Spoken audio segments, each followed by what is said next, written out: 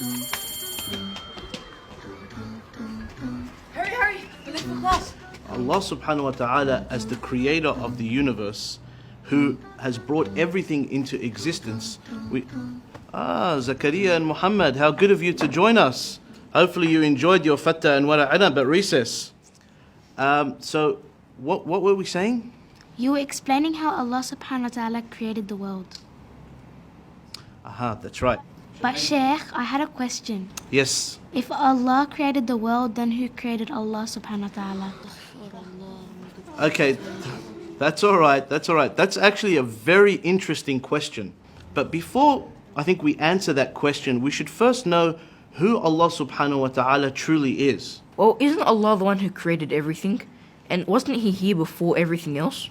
That's right, Bilal. Allah is al-awwal, the first. That means there was nothing before Him.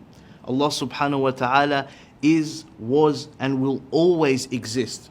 So the question, who created Allah, doesn't make any sense, because the word Allah means the one who is uncreated. Sheikh, can you explain that a bit more? Okay, Muhammad, can you come to the front, please? So, Muhammad, can you draw for us a square that's also a circle? That doesn't make any sense. It's either a square or a circle. That's exactly right. Thank you, Muhammad. You can go to your seat now. So, asking the question, who created Allah, is like asking somebody to draw you a squared circle. It just doesn't make any sense. I get it now, Sheikh. There's a problem with the question. That's exactly right. The question doesn't make any sense. But that's not all. If we say Allah subhanahu wa ta'ala was created, then we would have to ask, who created Him? And then we would say, well then who created Him? And that would go on and on and on forever. And the entire world would never have existed. Let me give you an example. Aisha, if you wanted to sleep over at your cousin's house, would you have to ask your parents for permission? I'd ask my mum. That's exactly right.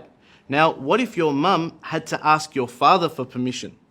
And then your father had to ask his father for permission. And that goes on and on and on and on. Would you be able to go to your cousin's house? No.